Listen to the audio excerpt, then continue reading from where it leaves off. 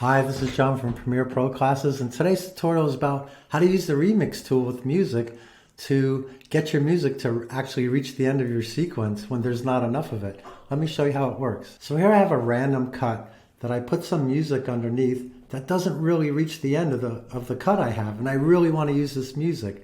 And it's really simple.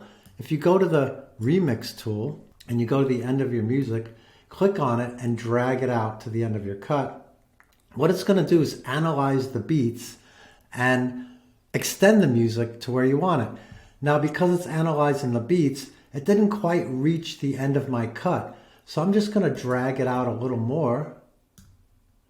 And now it did reach the end of my cut, a little bit past. So now I can just go and fade it out easily. So if I pull it back a little bit with my regular tool, I can just put a dissolve on there and fade it out. And that's how easy it is to extend music that's a little bit too short for what you want in the sequence. So I hope that explains the remix tool in Premiere Pro. Like or subscribe.